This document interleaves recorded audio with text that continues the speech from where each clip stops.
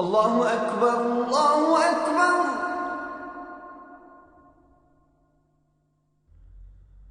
الله أكبر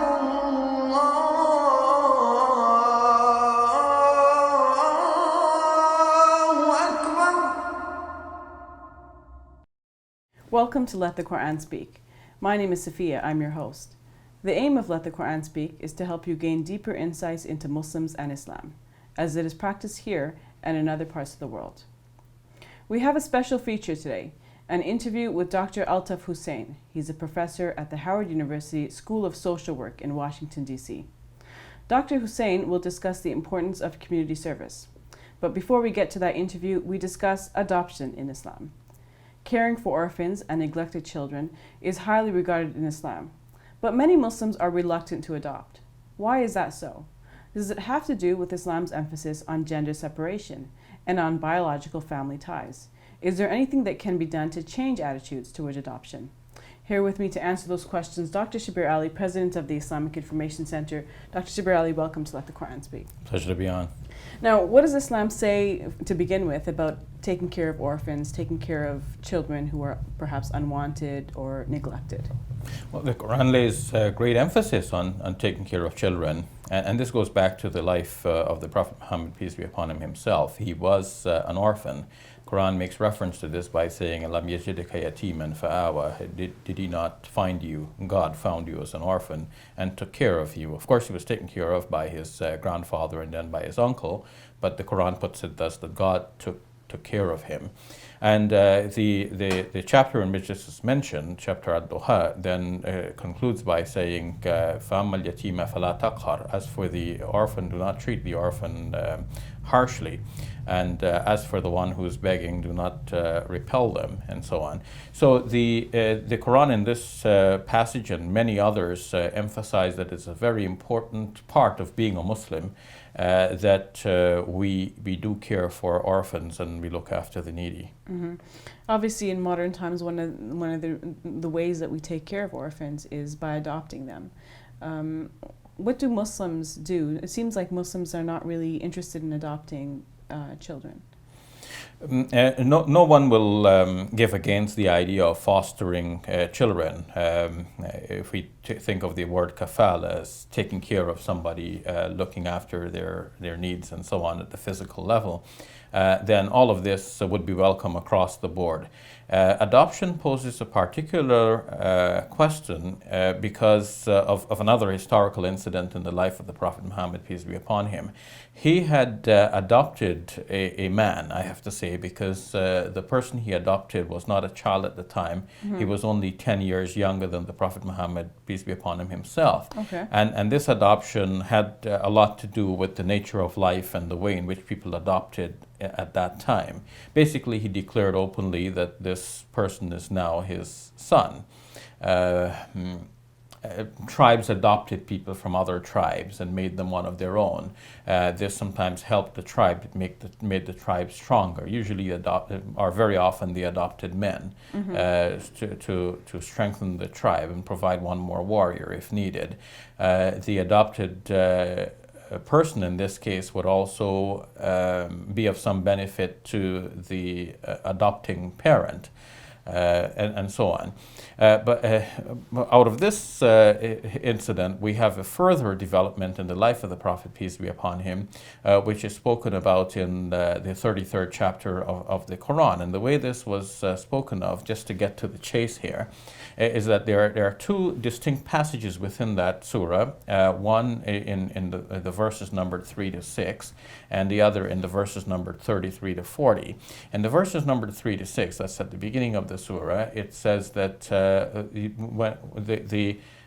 by adopting a child and giving them your name, you should not consider that they are your actual children, mm-hmm. because this legal fiction of giving them your own name does not change the biological fact of who they are and who you are. So you should call them by the names of their real fathers. And if you don't know the names of their real fathers, then you should refer to them as your defenders or guardians or protectors, or that you are their protector or guardian. Of course, it works both ways, because the person in his old age may adopt such a child or an adult to make that adult his son or daughter, with the expectation that in the old age of the adopting parent, this They'll be taken care of. adoptee will then take care of the aging parent. So it works both ways. So that's one reference there. One might look at this carefully and say that it doesn't actually prohibit adoption per se, but it only prohibits giving this false identity to the child. The other passage is in verses 33 to 40, where it says that Muhammad is not the father of any of your men, but he is the messenger of God and the seal of the prophets.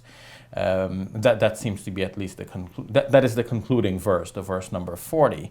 So with that verse, it is understood by commentators that the Prophet Muhammad, peace be upon him, had henceforth repudiated his former adoption of a certain man, Zayd bin Thabit, that we spoke about already. And they took this as a precedent, meaning that adoption is forever cancelled and not allowed in Islam. So we can foster, we can take care of a child, and we should, but the prevailing view seems to be that we're not allowed to adopt. So this is recognized across the board amongst Muslim scholars that Muslims should not adopt? This is widely acknowledged, at least at a theoretical level.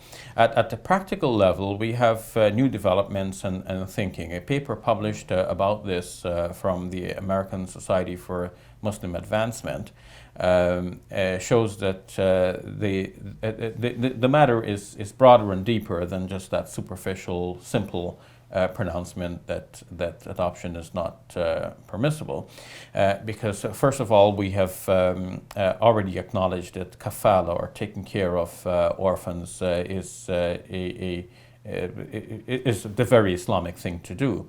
Adoption is one step further from that, where the child is taken in as part of the family and given every kind of facility that is normally afforded to the biological children in that family.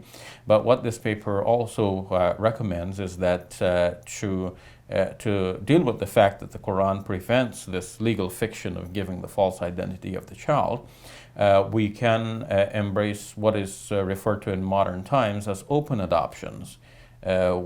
Which are increasing in popularity now. Yes, and some psychological studies show that in fact this is better for the child. Open adoption differs from some traditional forms of adoption, or let's say closed adoptions, in that closed adoptions means that there is no contact between the two families, the family putting up the child for adoption and the family now adopting the child. And hence there is no contact between the child and the child's biological parents. But in open adoptions, there is open communication. There is contact between the two families, and the child knows his or her biological parents and is free to contact the biological parents. Yeah, I mean, there are gradations, right? Like it's not... Yes, it's not hard and fast. It's not Yeah. absolutely this way or that way, but many gradations in between. There's some relationship between the child and their biological parents. Yes. So if we think of open adoptions, then this takes care of the Islamic caution against giving a false identity to the child, and it saves everyone from having to dissimulate and lie throughout a whole decade before the child, or 2 decades before the child actually comes to realize through clues that something here is amiss and I'm not really part of this family biologically, and then the child goes into a crisis and so on. So if a child is taken in the sense of an open adoption, then the child will eventually be led into the reality of this as much as the child could absorb in gradual doses, and the child can become aware that he or she is an adoptee. Mm-hmm. Now, I guess another reason that some Muslims are reluctant to adopt is because there would have to be certain privacy restrictions and modesty rules between the grown adopted member and the family. of the opposite sex, family members of the opposite sex. That should not prove to be a barrier to adoption on the whole. Families interact with each other within the family situation at different levels. Not everyone maintains a very strict rule of covering within the family. But even more so, within Islamic law, there is scope for some flexibility in this regard. The important thing is to save people from falling into sin. And when people live together and grow up together with the strong sense of bond between brothers and sisters and parent and child, this itself creates the reluctance of anyone to get into any sort of sinful interaction with anyone else from within the family. Mm-hmm. Now, what about inheritance? It seems like an adopted child cannot inherit from his or her parents, adopted parents. In traditional Islamic law, this has been an issue, and to deal with this in a modern context, there is scope within the Islamic law again to allow, for example, a bequest to be made in favor of the adopted child. Some of one's charitable spending could actually be directed towards the child, again in an open sort of adoption. And that takes care of the fact that the child will not be able to adopt to inherit from the adopting parent, Mm-hmm. but of course the child will still be able to to inherit from his or her biological parents. All right. Well, thank you for your time, Brother Shabir. You're welcome.